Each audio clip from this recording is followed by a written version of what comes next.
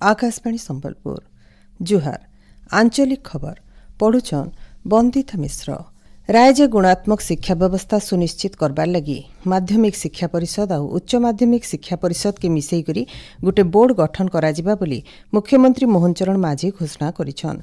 भुवनेश्वर लोकसेवा भवन ठाने गलाकाल विद्यालय और गणशिक्षा विभाग समीक्षा करी मुख्यमंत्री कहिछन खूब जल्दी 10 श्रेणी तक सबु छात्र छात्री मानकु महालिया पाठपढ़ा बही जोगई दियाजिबा। नुआ शिक्षा नीति अनुसार 3 बछर भितरे पाखापाखि 45,000 नुआ शिक्षक पदवी सृष्टि कराजिबा। नियुक्ति पाइथिबार स्कीमेटिक प्राथमिक शिक्षक मानकु खूब जल्दी नियमित कराजिबा। कोरापुट न बहुभाषा शिक्षा केन्द्र स्थापना कराबा के भी मुख्यमंत्री अवसर घोषणा करिछन। भुवनेश्वर ठाने आज समन्वित विश्व आर्थिक प्रजुक्ति विद्या सामर्थ्य हब भारत नेत्र शुभारंभ हेबा। मुख्यमंत्री मोहन चरण माझी तार शुभारंभ करबे। ई केन्द्र विश्वस्तरीय तालीम ज्ञान आदान प्रदान नुआ सृजन और सामर्थ्य भावे राज्य काम करबा। इतार जरिए 7,000 स्नातकों लगी नियुक्ति सुजोग सृष्टि हेबा बोली सूचना और प्रजुक्ति विभाग तरफ कहुଯାଇଛି। संसद मौसुमी अधिवेशन पहला खेप गलाकाल शेष होइछे। ए अधिवेशन 31टा कार्य दिवस भितरु 21 दिन बैठक होइतिला। ई समयाथि भिन्न भिन्न विषय के नेइकरी विरोधी सदस्य मानकर हो हल्ला भितरे लोकसभा न 12टा और राज्यसभा न 15टा बिल गृहीत होइछे। प्रधानमंत्री कृषि सिंचाई योजनार 2 नंबर खेप थी जल विभाजिका अधीन थी पांठी व्यवहार करबार दिगे ओडिशा सारा देशे भल प्रदर्शन करिथिबानु केन्द्र कृषि मंत्री शिवराज सिंह चौहान प्रशंसा करिछन। गलाकाल सबु राज्य और केन्द्र शासित अंचल न जल विभाजिका प्रधानमंत्री कृषि सिंचाई योजनार कामकाजर आभासी जरिए समीक्षा करी केन्द्र मंत्री श्री चौहान राज्य के प्रशंसा करिछन। योजना थी अनुमोदित पांठिर 83% ओडिशा व्यवहार करिछे। बैठक थी उपमुख्यमंत्री और कृषि मंत्री कनकवर्धन सिंहदेव जोग देकरी राज्यर भिन्न भिन्न तथ्य उपस्थापन करथिले। विज्ञान और प्रजुक्ति विद्या मंत्री कृष्णचंद्र पात्र गलाकाल लोकसेवा भवन न युव ज्योतिर्विज्ञानी प्रतिभा अन्वेषण कार्यक्रम शुभारंभ करिछन। आजरी नक्षत्रदर्शी आयबा कालीन महाकाशचारी शीर्षक थी इस संस्करण मूल करा जाइछे। कार्यक्रम जरिए भिन्न भिन्न जिला और ब्लॉक स्तर नु 6 नु 10 श्रेणी छात्र छात्री मानकर भितरे विज्ञान भित्तिक प्रश्नोत्तर प्रतियोगिता कराजिबा।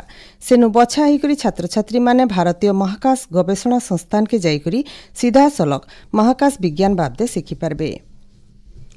आयबा 31 तारीख स्वायत्त शासन दिवस अवसर राज्य सरकार और 9टा नुआ विज्ञापित अंचल परिषद एनएससी घोषणा करबे बोली नगर उन्नयन मंत्री डॉक्टर कृष्णचंद्र महापात्र कहिछन। से कहिछन शहरीकरण अभिवृद्धि दिगे अलगा राज्य मानकर अपेक्षा ओडिशा बहुत पछे अच्छे। इताके नजर थी रखिकरी और राज्य शहरीकरण बढ़ावार लगी 21टा एनएससी गठन करबार लगी मुख्यमंत्री घोषणा करिथिले। तार भितरु 12टा एनएससी गठन नेइकरी विज्ञप्ति बाहरी सारिछि बोली मंत्री डॉक्टर महापात्र कहिछन।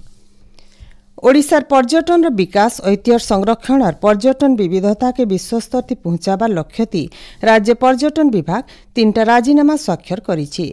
आईआईटी माड्रास गोवा न थिबार जातीय जल क्रीड़ा प्रतिष्ठान और अंतर्जातीय बुद्ध धर्म फाउंडेशन भितरे ई 3टा बुझामणा पत्र स्वाक्षरित होइछे। ई अवसरे उपमुख्यमंत्री और पर्यटन मंत्री प्रभाती परिडा उच्च शिक्षा मंत्री सूर्यवंशी सूरज मुख्य शासन सचिव मनोज आहुजा और अलगा अधिकारी माने उपस्थित थिले।